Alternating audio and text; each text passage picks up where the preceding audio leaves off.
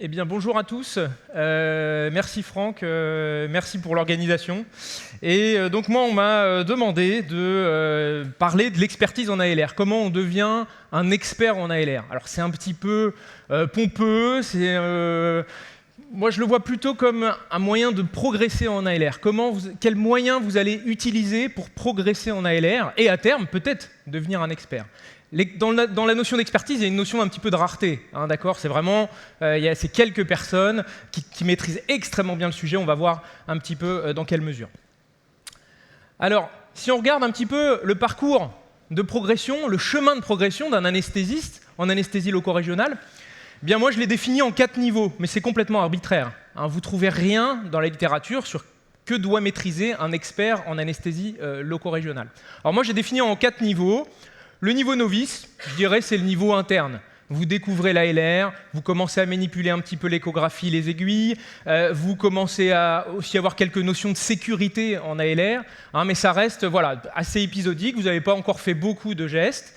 Ensuite, vous passez au niveau intermédiaire, je dirais que là, vous êtes jeune chef, vous pratiquez beaucoup plus, vous commencez à vous familiariser avec les blocs je dirais standard, bloc fémoral, bloc axillaire, bloc interscalénique, bloc sciatique, les grands blocs, et puis bien sûr les blocs périmédulaires, la péridurale, la rachianesthésie que vous maîtrisez très bien. Ensuite, le niveau suivant, je le définirais comme confirmé, hein, un niveau d'ALR confirmé, et là c'est, je dirais, des centres où on fait beaucoup d'orthopédie. Et là il y a du débit. D'accord ? Il faut nécessairement beaucoup de débit, beaucoup de procédures pour devenir quelqu'un d'expérimenté en ALR, tenter des nouveaux blocs, tenter des nouvelles prises en charge et améliorer les parcours patients. Et puis enfin, il y a ce fameux niveau expert. Hein, ce niveau expert qui est un petit peu le Graal, on a tous envie de devenir expert en ALR.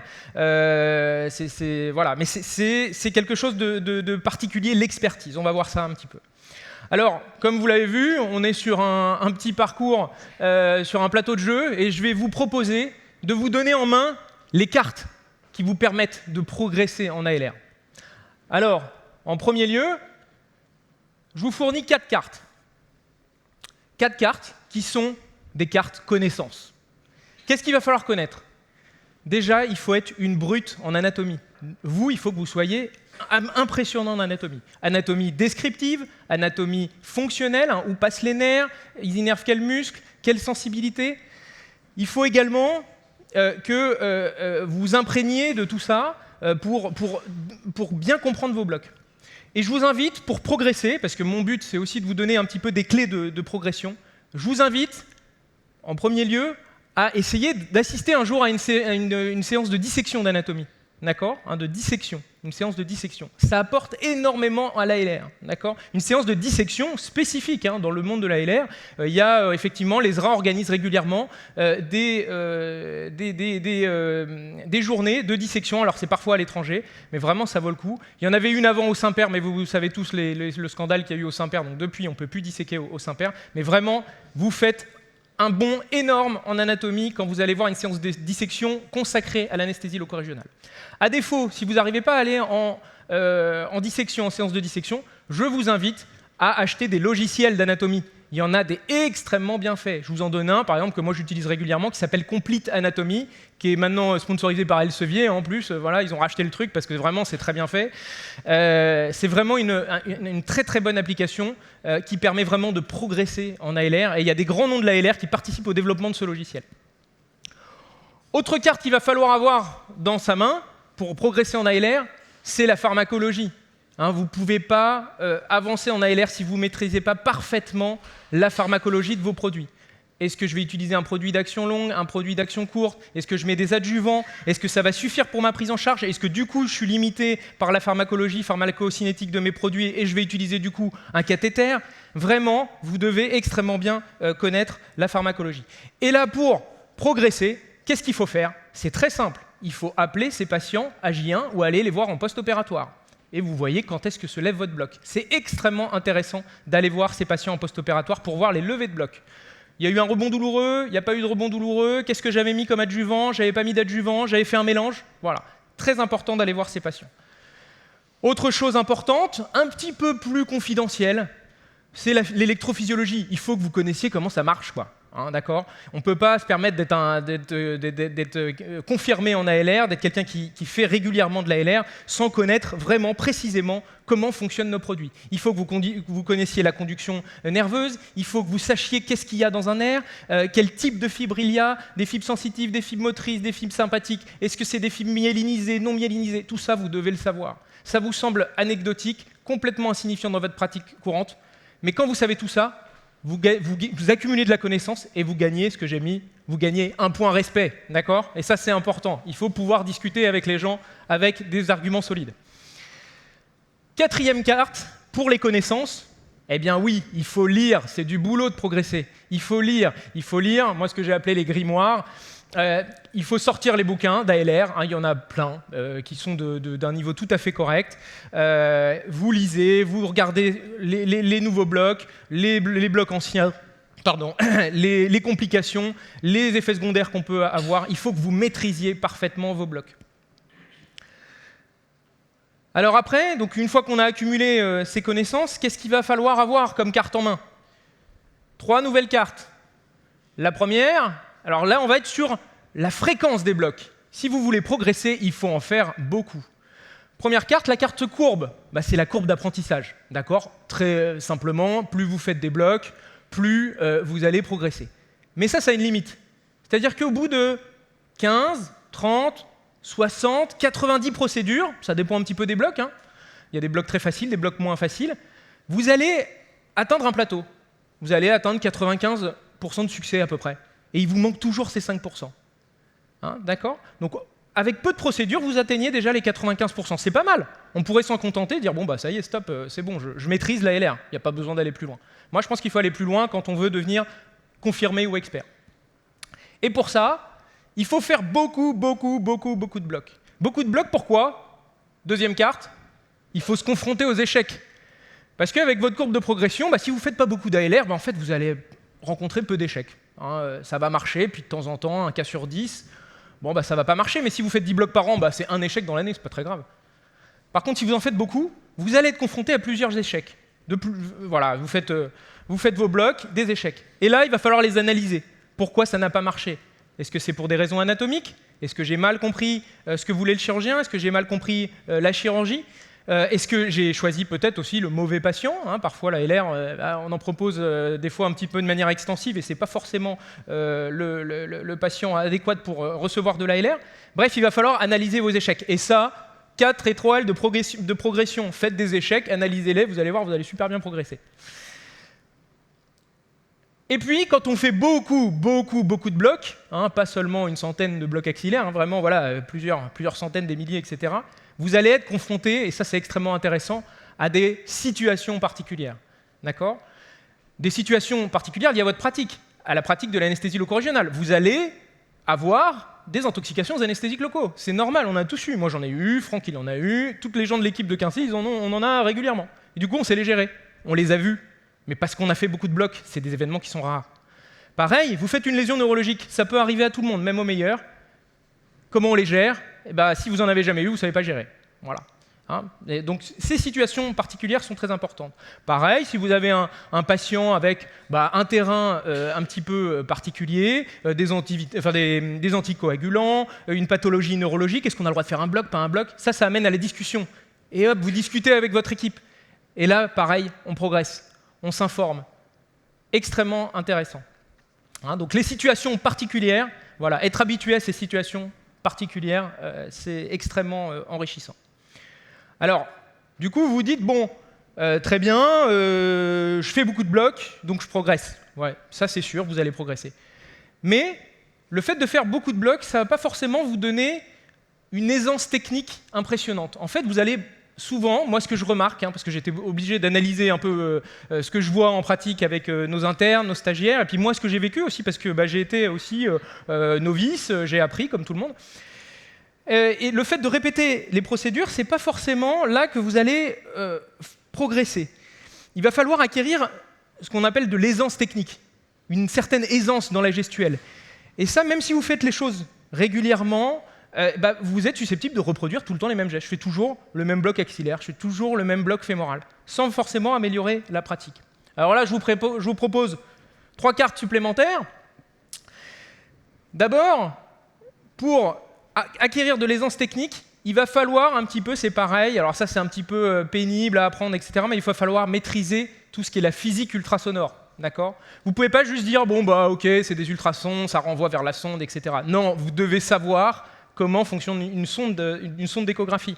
Là, je vous parle, on devient confirmé, on devient expert, d'accord ? On n'est plus novice et tout ça, hein, d'accord ? Il faut savoir comment marche une sonde d'échographie. Il faut savoir les limites de la sonde d'échographie. Il faut connaître les limites de nos ultrasons pour améliorer nos réglages sur la machine. Et j'y viens, deuxième carte, pareil, pour progresser en ALR, il faut que vous maîtrisiez parfaitement bien vos machines. Ça veut dire les régler. Je vois un nombre incalculable d'internes ou de remplaçants qui arrivent, je prends la machine, je prends la bonne sonde. Ok, super, j'ai pris la bonne sonde, la sonde linéaire, la sonde curviligne, etc. Et rien d'autre. On ne règle pas la profondeur, on ne règle pas la fréquence, on ne règle pas le gain, on ne règle pas le focus. Et ça encore, c'est que des petits paramètres, les paramètres principaux. Mais il y en a d'autres. Et donc ça, il faut que vous appropriez vos machines. C'est extrêmement important pour améliorer la qualité de vos images et la qualité de votre visualisation. L'autre chose importante, le corollaire de ça, c'est qu'il faut que vous ayez des machines de qualité. Et oui, on ne devient pas confirmé ou expert avec des machines bas de gamme. Ça, c'est clair. Vous remarquerez que ce n'est pas du tout étudié dans la littérature. Hein. Vous n'avez aucune étude qui vous dit, avec une bonne machine, je fais plus de blocs performants. D'accord ? Ça n'existe pas. Mais je pense qu'en pratique, c'est le cas. Donc, si vous avez effectivement des machines bas de gamme, je vous invite à upgrader un petit peu, et même si maintenant, même le bas de gamme, c'est des machines qui sont de plus en plus performantes. Il faut avoir des machines performantes pour faire de l'ALR d'experts. Et puis, troisième carte, comme je vous disais, il va falloir, vous connaissez la physique des ultrasons, vous arrivez à très bien régler votre machine, avoir une jolie image, il va falloir acquérir de l'aisance gestuelle. D'accord ? C'est pas juste avancer une aiguille dans un plan ultrasonore. C'est beaucoup plus compliqué que ça. Je vous donne un exemple. Est-ce que vous êtes capable de piquer tous vos blocs, enfin en tout cas ceux qui sont permis, in plane ou out of plane ? Vous êtes capable de faire ça ? Est-ce que vous êtes capable de piquer avec la main droite ou piquer avec la main gauche ? Est-ce que vous êtes capable de parler au patient en même temps que vous faites votre ALR ? Moi, je vois plein de gens, et c'est normal, j'en ai fait partie. On commence la LR, on ne parle plus. On voulait mettre une bonne ambiance avec le patient. Alors, vous faites quoi dans la vie ? Ah ouais, qu'est-ce qui vous est arrivé ? Ah bah oui, je me suis fracturé, j'ai fait des acrobaties. Et puis on commence la LR, paf, plus un mot. Est-ce que quand vous injectez avec votre aiguille, est-ce que vous arrivez à tenir l'aiguille en même temps que vous injectez ? Ou vous lâchez systématiquement la seringue ? Avec l'aiguille qui fait comme ça ? Non ? Voilà, tout ça, c'est des petits exemples d'aisance gestuelle qu'il faut réussir à acquérir. Et pour ça, comment il faut faire ? Il faut prendre des blocs simples. Vous prenez un bloc fémoral et puis là, vous dites, bon, aujourd'hui, c'est la journée de la main gauche. Ou aujourd'hui, c'est la journée de l'out of plane. Nous, on fait ça des fois à Quincy. Il y a Nabil Zanoun, il s'amuse, il met sur les appareils d'échographie pour les internes, pas de in plane à partir de 18h. Voilà. C'est pour rigoler, voilà, mais c'est juste pour que vous compreniez la démarche. Il faut prendre des blocs simples et vous les adapter dans diverses positions. Comme ça, vous êtes plus limité. Vous avez un bloc sciatique à faire, le patient ne peut pas se retourner sur le ventre, parce qu'en vrai, on est super bien pour le sciatique sur le ventre, quand le patient peut se retourner, c'est génial. Eh bien, vous le faites sur le côté, ou vous le faites sur le dos, voilà. Mais il faut acquérir de l'aisance technique pour faire tout ça. Alors, il y en a qui le font déjà comme ça, très bien. Mais voilà, pensez aux autres blocs. Est-ce que je serais capable de m'adapter sur d'autres blocs ? Alors, on a vu qu'il fallait faire beaucoup de blocs, mais qu'il fallait quand même quelques petits tips techniques, peut-être un petit peu se bousculer dans nos habitudes. Une fois qu'on a tout ça, eh bien, on va pouvoir adapter, optimiser notre prise en charge. Et là, ça va commencer à être intéressant. 3 nouvelles cartes que vous avez en main. La première, vous allez pouvoir discuter avec votre chirurgien. D'accord ? La carte papote. Vous avez des connaissances solides en ALR. Vous pouvez en parler avec votre chirurgien, adapter votre prise en charge à sa chirurgie. Je parle aussi du chirurgien parce qu'il faut impérativement que vous vous intéressiez à la chirurgie. Vous êtes obligé, pour progresser, de vous intéresser à ce que fait le chirurgien. Est-ce qu'il utilise une nouvelle technique ? C'est un petit peu moins invasif. Peut-être que moi, je vais être aussi un petit peu moins invasif sur l'ALR. Est-ce que là, c'est un gros chantier ? Il va tout dézinguer. Bien sûr que je vais faire... C'est pourvoyeur de douleurs chroniques. Bien sûr que je vais faire une ALR bien lourde, bien efficace. Voilà, il va falloir discuter avec votre chirurgien et gagner sa confiance, qui vous considère comme un atout dans sa prise en charge. D'accord ?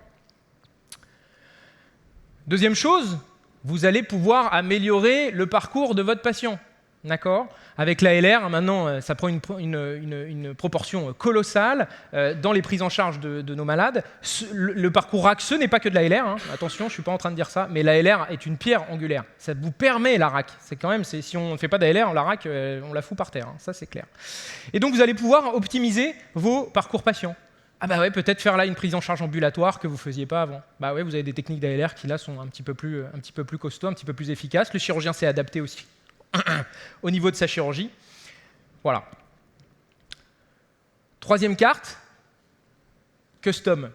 Vous allez personnaliser votre prise en charge avec votre patient.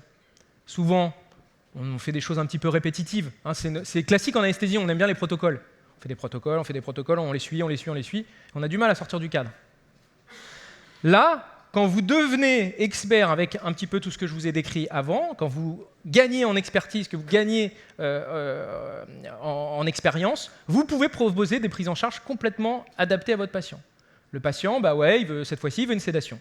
Cette fois-ci, il a déjà eu une ALR, ça s'est réveillé, c'était long. Là, il veut un truc ultra court. Ok, bah je vais adapter, pas de problème. Il veut continuer à bouger.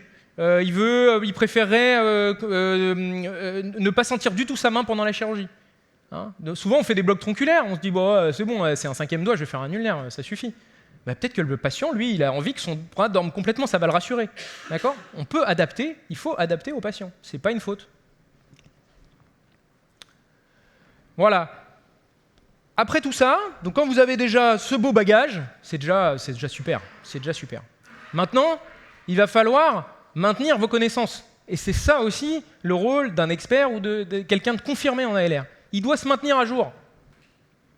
Pour se maintenir à jour, alléluia, allez au congrès, à la grande messe, d'accord ? Il faut aller au congrès. Je sais bien, on se déplace moins, on a un petit peu plus de mal à aller en congrès, mais au-delà des topos, vous rencontrez plein de monde, vous discutez avec plein de monde, il y a plein d'idées, plein de prises en charge, c'est absolument un nid à idées monstrueux. Ce que je vous recommande, Davy vous en a parlé là, on a une grande chance l'année prochaine, l'ESRA, c'est à Paris. Allez à l'ESRA, c'est magique l'ESRA. C'est vraiment, vous avez presque, enfin là il y avait 1200 personnes, moi quand j'y étais allé une année précédente, il y avait 2000 personnes férues d'ALR, qui adorent ça. C'est tous les référents d'ALR d'Europe qui viennent. C'est hallucinant. Et les topos sont d'une qualité incroyable. Vous croisez les gens qui ont inventé les blocs. Vous croisez Monsieur Peng, vous croisez Vincent Chan, vous croisez Ed Mariano, vous croisez Borglum, le QL. C'est hallucinant. D'accord ? Et ça donne une motivation énorme pour progresser, avancer et faire des nouvelles choses. Donc allez en congrès. En plus, quand vous inscrivez à l'ESRA, si en plus vous prenez... donc il y a le congrès, il y a aussi l'association ESRA. Si vous prenez l'abonnement, vous êtes abonné à RAPM d'emblée. RAPM, hein, journal majeur d'anesthésie loco-régionale. Bien sûr, il y en a plein d'autres. Se maintenir à jour, c'est aussi regarder la biblio.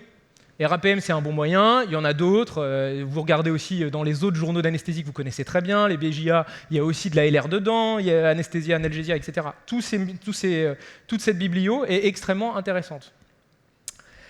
Si certains ont du mal, vous travaillez tous en hôpital, je ne sais pas s'il y en a qui ont un peu du mal à récupérer des articles, vous viendrez me voir à la fin, je vous expliquerai comment on fait pour récupérer les articles. D'accord ? On n'a pas tout, mais on peut avoir beaucoup de choses sur Internet. Enfin, pour se maintenir à jour, bah ouais, maintenant il y a les réseaux sociaux. Hein. Je ne vais pas vous apprendre que voilà, nous on est assez présents sur les réseaux sociaux. Effectivement, c'est un excellent moyen de se maintenir à jour, de voir un petit peu les controverses qu'il peut y avoir, les débats qu'il peut y avoir aussi en anesthésie loco-régionale. Et donc sur les réseaux sociaux, je vous invite à suivre les sociétés savantes, SFAR, ESRA ou autres, Quincy. Et je vous invite aussi à suivre les grands noms de la LR.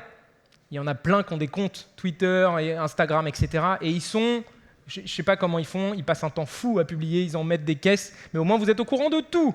Alors il y a du bon et du mauvais, c'est pour ça que j'ai mis 2 étoiles sur 4, hein, en termes d'intérêt. Parce qu'il y a aussi du bullshit, hein. Il y a aussi du on s'en fout, là, il a rencontré bidule, je m'en fiche. Moi, ce qui m'intéresse, c'est le médical. Et à mon sens, c'est ça qui est important, c'est d'essayer de se concentrer sur le médical. Et puis sur les réseaux, aussi, il faut faire attention, il y a du tri à faire, beaucoup de tri. Il y a des choses bonnes, il y a des choses mauvaises. Mais vu que vous avez tout le bagage précédent dont je vous ai parlé, vous êtes un peu capable aussi maintenant de vous faire votre idée. Vous avez beaucoup lu, lui il dit ça, moi je ne suis pas tout à fait d'accord, je n'ai pas cette expérience. Moi quand je vais voir mes malades à J1, c'est pas ça que je vois. Donc oui, les réseaux sociaux, voilà, après c'est à modérer, avoir l'esprit critique. Alors quand on a eu toutes ces cartes en main, eh bien finalement, moi à mon sens, vous devenez un ALRiste, un régionaliste confirmé.